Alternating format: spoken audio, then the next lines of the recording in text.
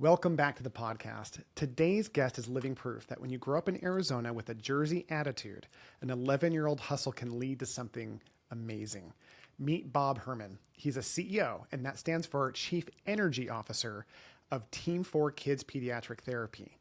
Bob's entrepreneurial fire was lit by a baseball coach, and he's been swinging for the fences ever since. Alongside his wife, Lisa, he built a practice that now spans across Arizona, serving thousands of children in Arizona's West Valley. And while his business is booming, his favorite part?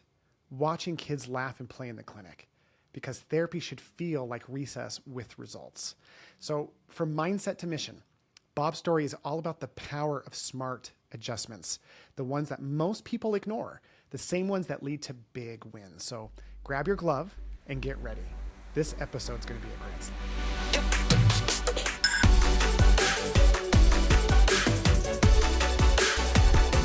Well, Bob, thank you so much for being on Willpower. I am so excited about our episode today. So tell the audience a little bit about yourself and your business and really the passion behind it.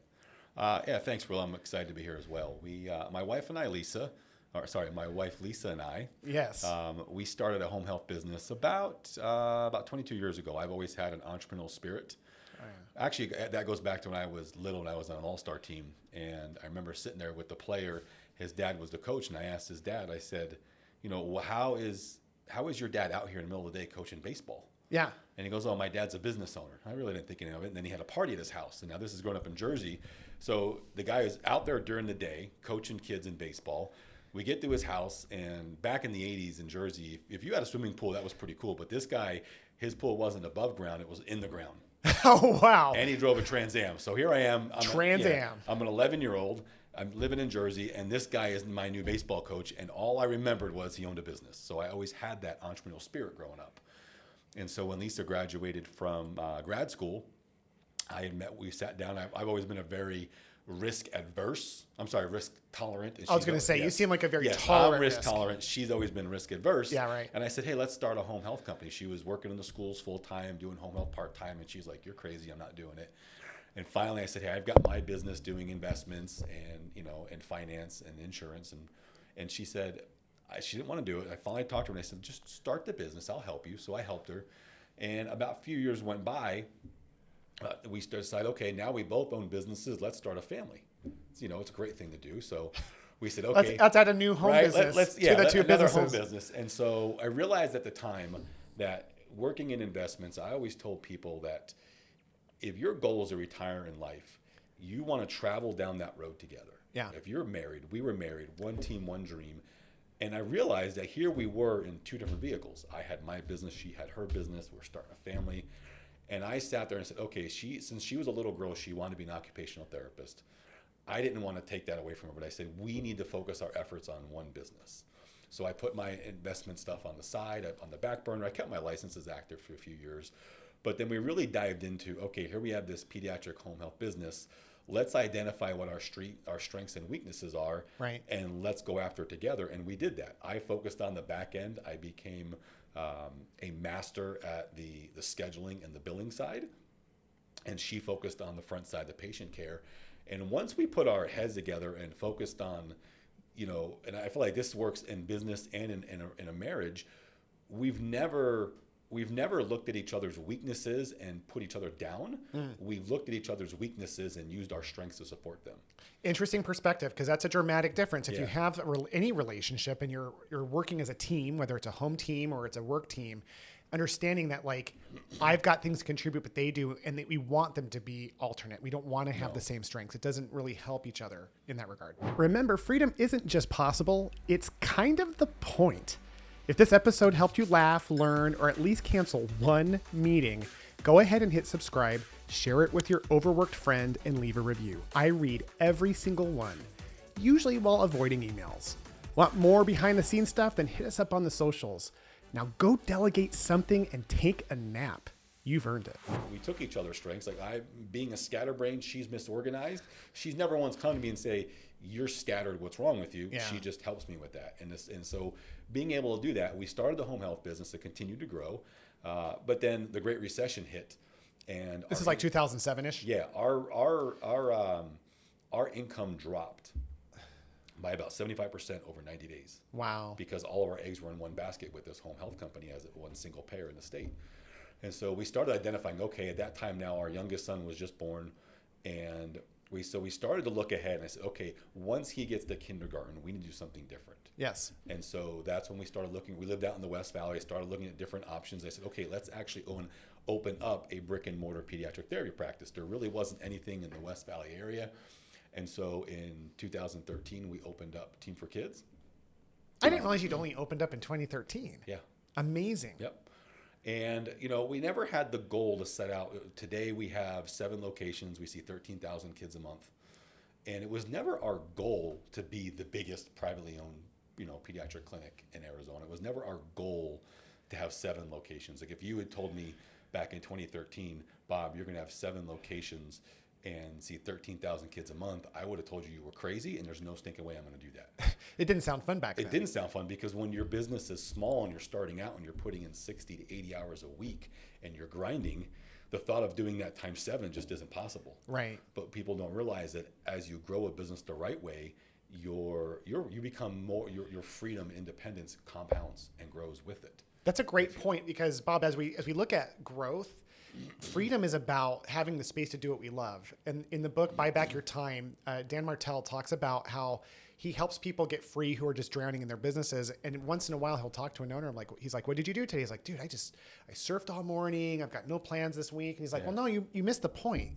Like the point of having freedom is to fill it with what you love doing. Yeah. And that's what you were saying is that you were able to find a love for going to 7 locations in that like progressive kind of way. Because when you were doing what you were doing at one location, that wouldn't have been freedom. That would have been hell. No, it was. We were, Lisa was treating literally open to close 5 days a week. Yeah. And, but through all that, as much as we worked, we still had time for our boys, Yeah. We both coached them in baseball and football, the PTO president at their school when they were in kindergarten and 3rd grade. Right. And that was during starting the business. So, we always made sure that we worked hard and played harder. Sure. And I think that one of her greatest strengths is her time management and ability to stay focused to tasks that I used to fight it. Like I would always, I don't want some thumb over me. I'm a business owner. I'm Mr. Wild and Free. But then I realized I embraced her strength of having that focus of being able to have a schedule and task oriented is what made us successful. And to this day, without her, none of this ever would have happened. There's so many episodes that we could do, Bob, because one of the things I've appreciated about your business is the culture that you've built, the team. I've gotten to know your team. They're just phenomenal people. Kim, Jessica, like all these amazing people. Your boys are phenomenal. I think it's and you've got so many other projects that you're doing. It's not like you're doing just one thing, but you still have time to travel. You still have time to coach your boys, or help them build a masonry fireplace like you did recently. There's this balance that you have that I think everyone's kind of looking for when they're listening to this podcast for the most part, because they're in this stage of they think of freedom as binary. Mm-hmm. I've got I can't breathe at all, or I've got so much time I don't know what to do with. You're a proponent of creating space and then filling it with things that you love and growing it. And so I think part of the magic of your company is the fact that you and your wife are so complementary, that you have that ability. Because I think where a lot of people get stuck who are listening to this is that they're alone. Mm-hmm. You had your wife as the clinician and you were the business end of it initially. And now you're both a lot of things, but that's pretty powerful stuff for you. So let me ask, what's the passion behind it? What drives you personally around this? Drives me is watching the people around us grow. The team. Which is where your culture comes in. Whenever I come across a practice owner and they say, I don't want to grow my business, I always have like a weird look and they're like, well, I don't need a big team. And I always tell them, I go, if you don't want to grow your practice, you're being selfish. You've already gotten what you want. And that's why they struggle with retention and they struggle with cultures because they're trying to maintain and keep what they have. When you look at, our practice, 8 years ago, we had a girl come to us, a college student. Her name was Kayla, and she gave us a proposal on why we should hire her as a part-time therapy aide. She was going to school to be a teacher, and we had contemplated having a therapy aide. In pediatrics, it's a little different, when you have a tech aide, for billing and stuff, there's no revenue. Right. And but I was so compelled by her presentation and her letter and saying why we should hire her part-time. I looked at Lisa and I said, we need to hire this person. And Lisa's like, what are we going to do? I go, everything she said, let's try it. Well, Kayla came on board. worked with us as a part-time therapy aide, going to school to become a teacher. A few months later said, you know what, I don't think I want to be a teacher anymore. I want to switch to the admin. So we moved her into a PCC.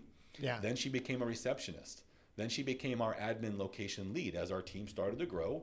And then from admin location lead, we opened up a second location. Now she became our admin department lead. She oversaw every single department. We grew to 3-4 locations. And then we moved her into the role of, I realized that as we grew, I had to keep, delegating. It's one of the biggest struggles of business owners. They don't delegate. No, that's the key to freedom is delegate, delegation, education, and automation. You have to delegate and trust. And so then she moved into the role of our executive assistant. And it was you talk about giving us freedom, like having someone that we trust to help with the day-to-day operations of the business. And your lives. Yes. Executive assistance is very honestly, personal. At the beginning, she was an executive and personal assistant. Like she was running errands for us. Now we have both. We have an executive and a personal assistant. So got it. Kayla became our executive assistant. And I realized after every year in December, Lisa and I sit down and we make our goals for the next year. And we look at our org board and say, okay, what's going on in our company? What do we need to improve? What do we need to adjust? And I looked at all the jobs that Kayla was doing. And I said to Lisa, I go, she's not an executive assistant. She's our operations director. Wow. Everything that she was doing from like she negotiates all of our, every year she gets us higher rates. You got to be kidding with me. Insurance companies. She handles all of our contracts, everything. She does all that, all the books. She's the one who communicates with our CPA. I said, she's the operations director. So now she's the operations director of the company. She sounds amazing. Started out as a part-time therapy aide, but that's what motivates me in our business is when I can have someone like being able to create more leadership positions is my motivation. We have the dream life. We have everything we need. When people ask me, why do you want to grow more if you have everything? I go, I never did it for me. It was never for me to become the largest clinic in Arizona. It was to be able to give back. Yeah. Jen, who is our clinic director, she worked for us part-time in home health before we even opened up Team for Kids. And I said, Lisa, I go, Jen's the kind of person we want to start this company with. So we sat down with Jen. The building was under construction. It's in the summer. There's no lights, no air conditioning. It's like it's the worst place to interview somebody. Yeah. You're not impressing anyone. We're sitting at a folded, like a square table you'd find in somebody's closet and chairs. And we sat down and I asked Jen, I said, what do you want? You work in the schools, you work part-time for us. And she says, I'm stuck and I can't go anywhere. I feel like I can give more to my profession as an SLP. I feel like I can do more, but I don't have that avenue. Right. And I looked at Jen and I said, well, Jen, if you trust us, you already work for us part-time. I said, my goal is to build this business to where you can be that person. You want to be a clinical director. And she said, yes. I said, well, if you trust us and you come build this business with us, you will be a clinical director. Well, she started out as an SLP, didn't know anything out, like just treating in the schools.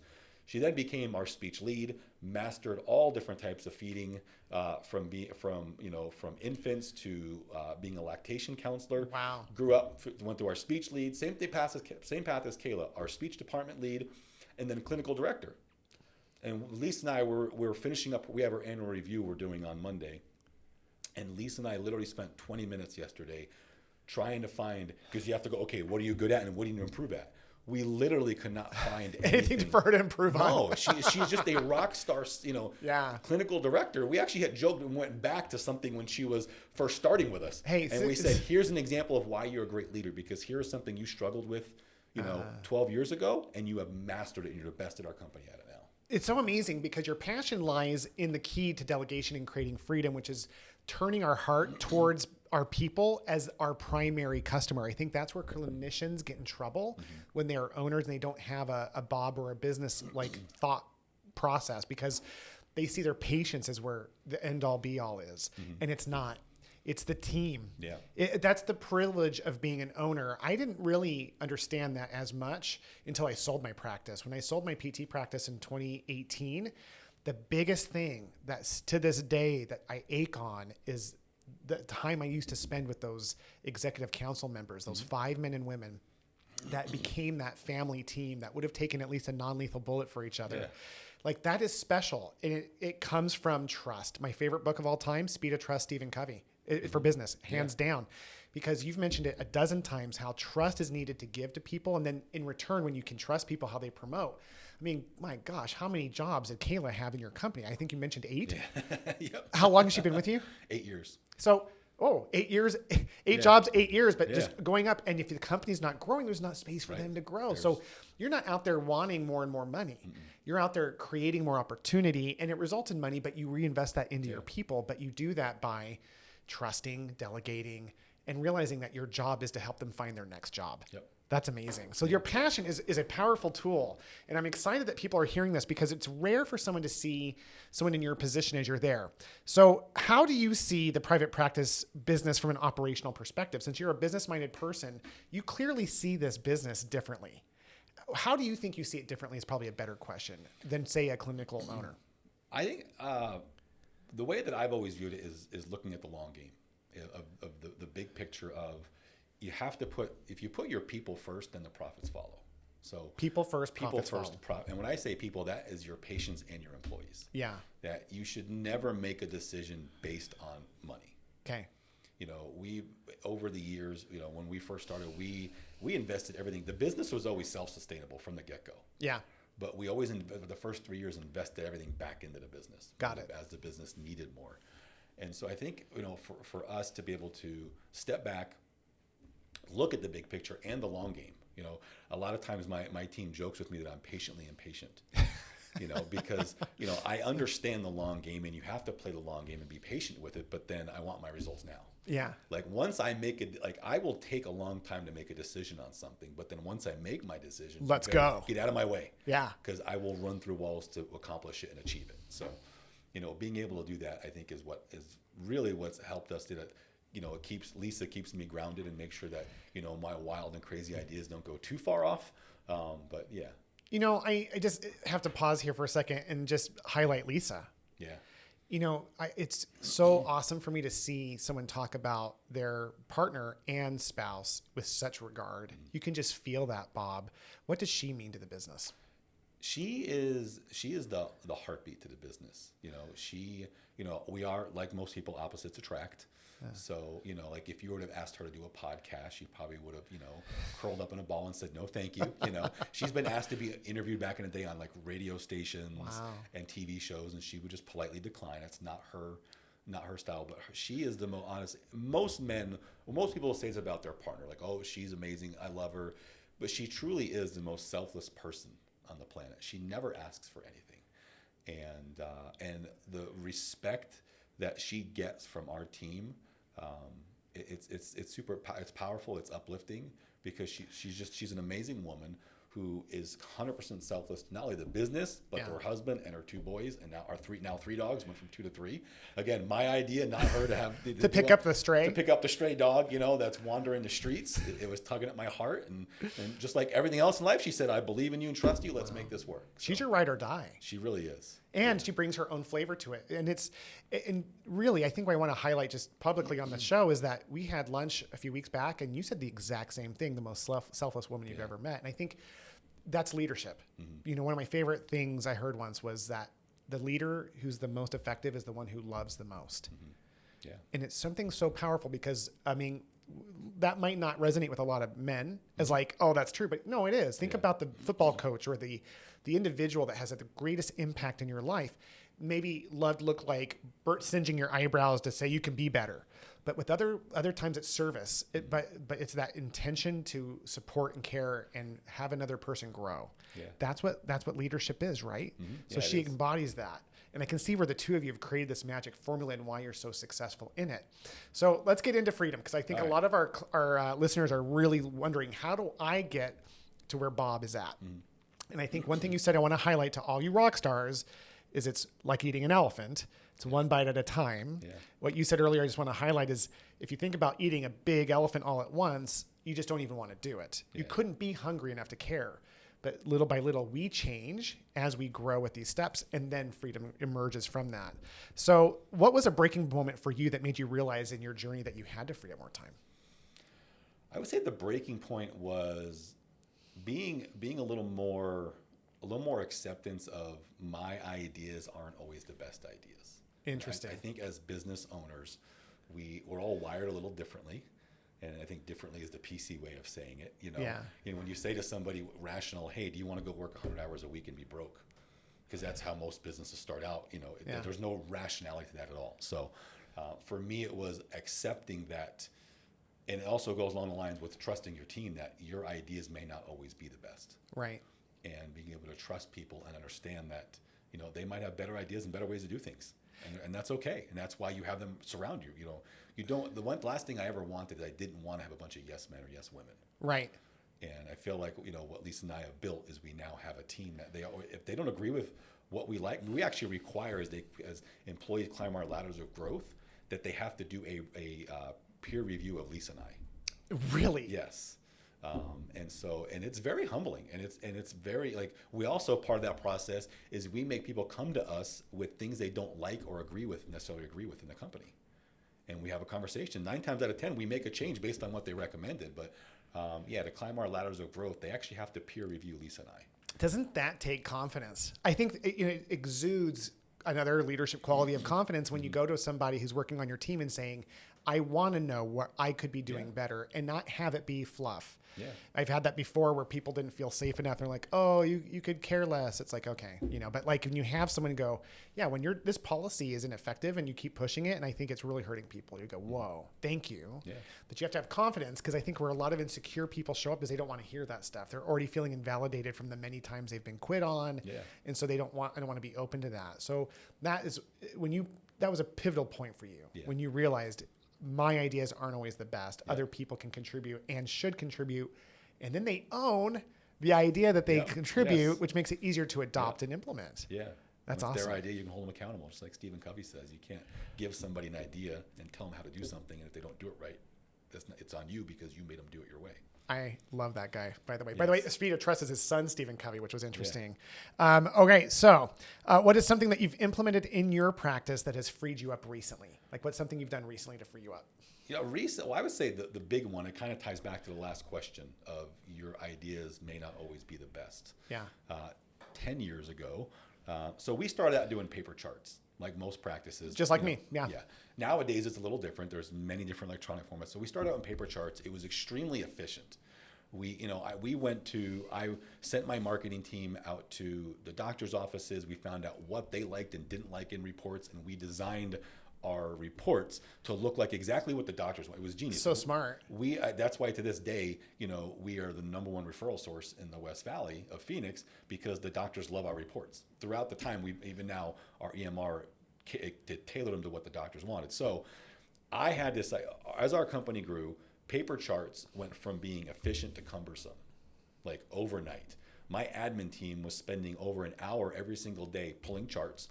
Now, I was a genius. I made OT blue, I made speech red, I made PT green, I made feeding yellow. So, hey, this is a simple system. And they would have to pull all the charts, stick them outside the room for the clinician the night before. So when they came in, they had their stack of charts ready to go. Right. And it became extremely inefficient and cumbersome. All these little things I was doing were, we were billing in this platform. We were doing a paper chart here. We were using Google Calendar. And I had this bright idea, because, of course, I'm the owner. My ideas are always the best, and I'm going to create my own EMR. So is that right? I started to. Okay. This was, again, it comes back to, Bob's dumb idea number 2,197. as a successful business owner, you have to be humble and know when your ideas are dumb or you don't have good ideas. Well, that was after spending $30,000 and this, 10 years ago was a lot of money. A lot of money now, $30,000. For sure it is. And I didn't have a workable product, and I realized it was demoralizing my team. Wow. They were getting frustrated because they were the guinea pig. Like, hey, they fixed the bug, and they'd go and use it, and it would crash like a plane without wings.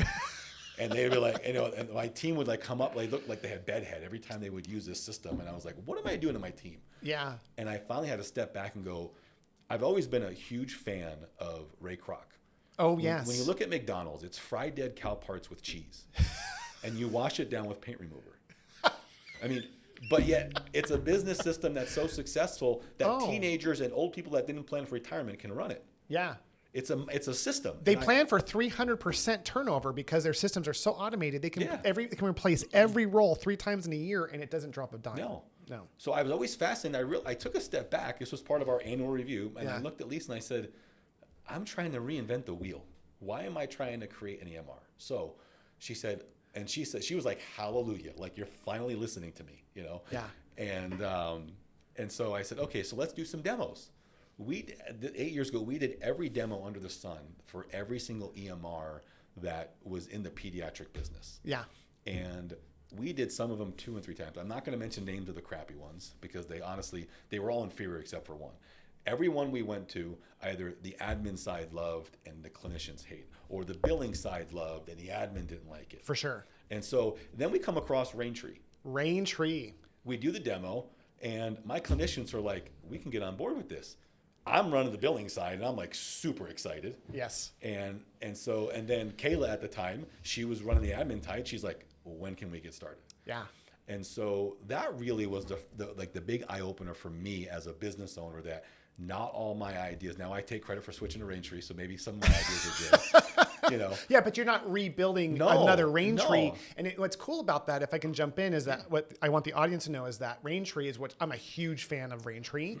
The customization of that is insane. It is. And you took the same creativity in building out like your own EMR. You decided to pivot the idea. You didn't get rid of it. You pivoted it into like hyper customizing Raintree. And when we were connecting a while back and you were sharing with me some of your automations, it blew my mind. Like it truly is like, for you, AI would have to change dramatically in order to even compete with what you've already done inside of Raintree, because it's so efficient the way that you've customized it. So I love that you've pivoted into that space, but you didn't just blindly keep pushing through and go, come on guys, let's keep staying on this drowning ship of ours. No, and the biggest thing at the beginning, my eye opener, was when I met with Raintree. You know, of course I had all my ideas. This is what I want because I was going to create my own EMR and blah, blah, blah, blah. Yeah.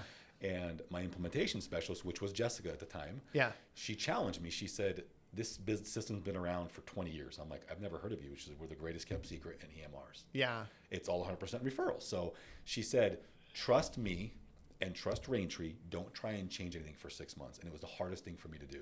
Because you're just a mover and a shaker. You like to change. Yeah. And she says, trust me. She goes, I've been in this business for 20 years. She worked at Raintree for 20 years. Wow. She said, trust me. Let's use it for 6 months. And then if you want to change stuff, you come back to me and we'll change whatever you want. And I listened to her. So we just used it the way it was. But we invested in learning every facet to maximize how to use it, which in return allowed us to this day, we now configure it and tweak it for all these amazing shortcuts. Things like our doctor's note, that every single non-daily note automatically gets sent to the pediatrician. Yeah. And it's in the format that my pediatricians have told me they wanted. Which, by the way, when you said that earlier, that kind of blew my mind. I'm hoping everyone who's listening, rock stars, are picking up on even these subtle, amazing decisions like interviewing the doctor to find out how they want their reports. Like these things that we just don't even think of because there's a fear. But if we were really there to serve, it would be like, well, what else can I do to serve you? That would be a normal question to think of. And then what you've done is templated in Raintree to where now it's there. Yeah, one of the biggest things the doctors told us was, don't put any medical history in the report. You're not telling us anything we don't know. They go, all we want to know is, and they have hypertension. Thank you. Behind the door, what's wrong with the kid and what are you going to do to fix it? That's all they want. They go, we already know about the premature. We already know all the allergies the kid has. Leave that in the medical chart, but don't put it in the report. So like our evals that go to doctor's offices are 2 to 3 pages. Wow. Our re-eval progress notes are 1 page. Super bullet point to the point. And they love it. And they sign the bottom of it and it comes back to us and that's our signed plan of care. Yeah, because they're drowning in paperwork too. Yeah, They want an efficient, like high level, the most important stuff they need to know. What do you think? Yep. And this is what I want to do. Do you agree with it or not? Yeah. So that's really cool that you were able to position yourself in a way to be open to change, but pivoting your I think it's a little bit of eating humble pie, because you have to be courageous enough to make a decision. You have to be bold enough to say, let's start an EMR, but humble enough and meek enough to go, yeah, let's pivot this into something better, which you did. And now you've been with Raintree for how long? We've been with them for 8 years. My gosh. Yeah. Yeah, they are still kind of one of the best kept secrets. Yeah. Other EMRs, I think, have incredible marketing, like loud, but what they consistently deliver on is producing happy clients who know how to use their system. So, all right, so continue on with this freedom idea. Is there any part of your business where you feel limited in feeling free? I'm curious about this one. I would, at this point in our stage, I don't feel limited in any part of our business. Like we're blessed to have a great leadership team. Yeah. That has really stepped up. Like they're amazing. A year and a half ago, my mom and my stepdad fell ill, and I had to drive an hour and a half each way to the hospital. And our team just stepped up and said to me and Lisa, "We got it." And I was gone for a month, like not even step foot in the office. And I was able to do that because of those decisions like Raintree, but more importantly because we had the team in place that said, we got this. And ironically, for Christmas that year, they gave us suitcases that are embroidered with the company's logo. And they said, you at least need to travel more. Wow. That was our Christmas gift from our leadership. And so, to this, every time we go to the airport, even like we do everything we can because it's the carry-on size, we're like, how can we fit it in the suitcase that has the company and logo on it, just so we can take it as a reminder of the gift they gave us. And there's something more special for me. This might be a little patronizing example, but like when my sons make me something of a gift, it doesn't even matter what it is. It's so much more meaningful. And that's the only way I can relate to when I've received very thoughtful gifts from employees or executive team members because they're so thoughtful. And I think it's a reflection of once we put trust in people and we can help them grow, they realize that's rare. Yeah. It's almost like the sixth love language is like personal development. If I can help you become a better leader and help you achieve more success, and that's not financial based for the right people, but there is financial elements to it. Yeah. They come back and they just having that kind of, it's not common. It's not common, and it shows so much about them as wonderful human beings for being able to be committed to something bigger than themselves. To me, that's one of the most underappreciated across all companies is that like executive level position because they are entrepreneurs. They own it without owning it, and so when they have an owner who's able to really understand that, they can thrive. And giving them that space to be successful, everybody wins. All right. So so let's pivot a little bit more into tech and tools. Like in your case, what tech and tools do you guys use a team that you think are vital in creating space and time for your company? We really focused this year on streamlining and getting more involved with, tech and AI. And I would say that the top ones would definitely be Google Chat. Yeah. And Gemini, which is a major component of Google. When we have meetings with our team, it records it. It gives you a transcript and a summary, so you don't have to take notes. Never. And if one of our leads is missing, they just have to go back and read the notes in the transcript. So it's beautiful, using Google Chat, using Canva, Lumen 5, Trainual, Synthesia, all these different apps that have just been able to take the business, again, to more of an independent You said a level. lot of apps there. Yeah. What are some of the key ones you think people should know about? I would say Trainual, Synthesia. Synthesia it's pretty powerful in making training videos. Yes. Then the Lumen 5. Is that like HeyGen? Yeah. So these are like AI humanoids that you can clone yourself and they have voices. You can do either. You can do voiceover. Like my wife, the most selfless person on the planet, she just turned 50, and she never asks for anything, literally. And she mentioned me last year. She goes, I think I want to go to Switzerland. So you're on it. I was on it. So my sister-in-law is the greatest travel agent on the planet. I said, hey, I need your help. I go, I need to plan a trip to Switzerland. And so she helped me plan. We're leaving next month. Beautiful 3-week trip. But I typed out what I would want to say to my wife about the trip. And I sent that off, and it came back as a 3D explainer video, animated. And I gave them pictures of what me and Lisa and I looked like. And then we got this video, and it shows us landing in Paris, eating crepes, backpacking through Switzerland. This was since I made the video. Literally, it took me 10 minutes to create the content. Whereas back in the day, if I were to try and go into PowerPoint and try and do something like this with animated video, it would have taken me 16 hours. When you say animated video, are you talking about it was a cartoon? Yes, it's an explainer cartoon video of 2 cartoon people that looked like us sitting down at the Eiffel Tower, backpacking, eating chocolate, going on our cruise up the Rhine, and made the video. When I did, I took it the next step is I actually did the voiceover.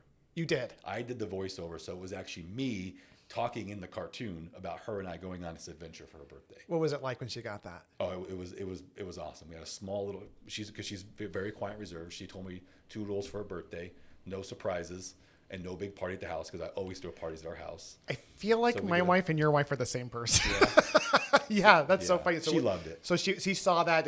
Was she emotional? Oh yeah, she was bawling, crying, and she was. And it's one of the things I cannot keep secrets from her. And I was so stressed out. I'm like, you can't look at my computer. And I'd hop on the phone and run away. And I felt awkward because I don't keep anything from her.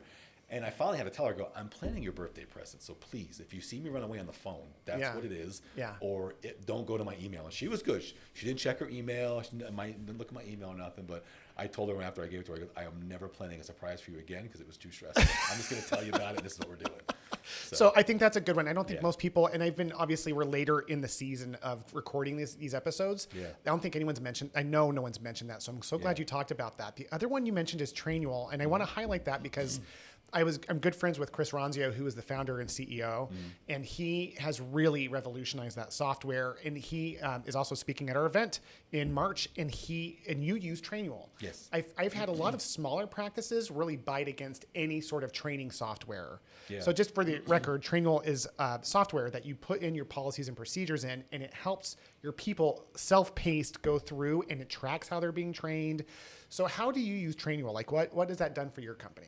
So prior to using Trainual, we have a very structured orientation. One of the things that we've always done is we call them new teammates, not play on the company name Team for Kids, but we don't have That's employees. cool. They're new teammates. And I don't like the word staff either. I always tell people staff is an new infection. Hire, don't ever call somebody that's like a piece of meat. Exactly. Yes. So new teammates that after 90 days, part of the process is they sit down with me and I have all these questions they fill out ahead of time. Like, how did the orientation go? What we could have done differently. So we really heavily invested in that first 90 days of a new teammate. And I realized that as great as our system was, it wasn't consistent across departments. That our speech team had their own little ways of doing orientation, from our admin, from our ABA. And for a business really to be successful and improve synergy, you have to have consistency. Yeah. And so what Trainual allowed us to do is, instead of having one person talk about Google Drive and chat with this team, it's now all done through a video. So everybody's watching the same video. The other beauty of it is Trainual takes the content and creates quizzes. Yes. And there's AI bots in Yes, there now that will take what you've put in there. First of all, if you don't even know what to put in there, you can use it to create. Yeah, it'll create it for you. But if you've got Google Docs and things and you upload them in there, it can create quizzes in in seconds. And so you're able to track your new teammates going through orientation. Right now we have it set for on the clinician side.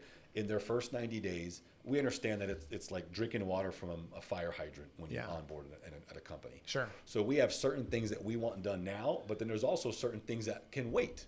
Or you want refreshers. Well, we have it set up on a timeline in Trainual that it pops up and it's already built into their calendar that on week 5, I've got to do these things. Look, the company already put on my calendar instead of giving me a patient, and now I log into Trainual and I do that refresher. So it took our department leads who were in charge of orientation from taking about 17 to 20 hours a week to do orientation for new teammate, that their time is actually only 3 hours a week. And the beauty of it is that 3 hours is more intimate and collaborative with our new teammates versus them sitting up in front of the room. This is Google Chat. This is Raintree.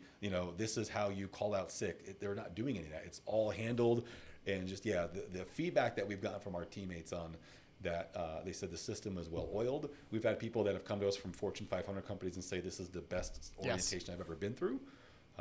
And so that's been the big takeaway, is freeing up our leads to have more quality time with their new teammates versus just speaking to them. This is something that you still hold. I remember from our discussion that the projects that you focus on are meant to free up the people who freed you up. Yeah. It's this cool, symbiotic relationship of you guys trust each other. They're doing things to free you up, and then you turn around and you help them. Trainual, I have seen it fail because people don't have the support to create the content, and then they don't reinforce it. Those two things have to go together. It's it's kind of like hiring a VA. You can hire someone, but if you don't train them on how to do things, they don't know what to do. So same with software, same with a lot of AI stuff. But when you put those two things together and you have the right support and the right software through Trainual, my favorite thing I had from employees is that they'll join the team and say, they'll get the welcome video before they even show up on their first day, showing them the company purpose, vision, values, the org board, who to talk to, where to park. They show up the first day, they're like, I've never been this aware of and feeling included like I did with you guys, and it's automated. It just happens. It happens, and you can keep track of it. It was really cool. On the clinical side, we set up videos within it that show actually what they'll do is the new clinician, they'll actually watch a video of a real therapy session. Wow. And then they'll get the training on how to use Raintree, and then they'll go into the Raintree trading database. And now the cool thing about their database is it's actual real clients. You're not messing with it in live. Wow. So they'll go through, they'll type up the note, and then Trainual pops back in and says, okay, let's compare what you typed to what the therapist who actually did that session typed for you. Come on. And then it says, and it asks them, did you use this shortcut? Did you use this quick phrase? Because all the stuff in Raintree, you get a note done in 2 to 3 minutes. Yeah. And so then it asks them, did you do all this? And then yes. And then it says, okay, you've mastered the daily note of Raintree, and moves on to the next training. So this is the cool, see that you just illustrated an application that I think would give people some more mass around what this could be, because when you have that automated, versus like having a human being sit down and watch their note, read their note, compare, they're doing that in real time, and it gives them that self-pacing, and they still feel the support and connection because of that. All right, Bob, so what's the best business purchase under $100 that has saved you, that's freed you up or saved you hours? That would be the Staples button. The Staples button? Yeah, it was a button. Oh, yeah. That was easy. That was their commercial. It was their commercial. Like 10 years ago. We had them all over the admin area, especially when we were implementing Raintree. It was almost like the mantra of the office that if you did something, you just hit the button. That was easy. There's nothing hard in life if everything's easy. So do you think that like changed their mindset? It completely changes everyone's mindset. And even if somebody did something, that they were struggling or was difficult, and you push the button, it completely changes their perspective on what they just did. It's so funny how we spend so much time in leadership just talking about mindset. And when we talk about freedom, which is the whole focus of this podcast, is helping free you up, it's mostly mindset based. I have a whole episode that the listeners have already heard in this series that talks about, like, number one, you got to start thinking differently, because the way we're thinking, if we're stuck, the way we're thinking isn't getting us free. And so just having those little, like, tactile, easy, that was easy. We're conditioning ourselves. One of my favorite things comes from Benjamin Hardy from the book Gap in the Gain. It's a Dan Sullivan book as well. He talked about the research of before we go to bed at night, if we jot down the wins from the day, and this is not revolutionary, but the study is, if we jot down all of our wins, our subconscious it's the last thing our brain remembers. So when we're sleeping, our subconscious starts rewiring to look for success. And so when we wake up in the morning, we're immediately looking for other things we're doing that's well. And the more wins we see, the more wins we achieve. And it creates this I think that's what it was with the easy button. It's like this, I won. And all of a sudden they're like, I've been winning a lot today. And then they start becoming winners who think like winners. That's a great answer. Okay. We also used it back in the day, anytime we scheduled a new patient. So like if somebody was sitting up front and they heard that button, like, oh, new patient, like, okay, we're bringing in more. So it meant like growth as well. Kind of like I'm winning and I'm growing. Yeah. That's really neat. Do you still do it? We moved on from the button.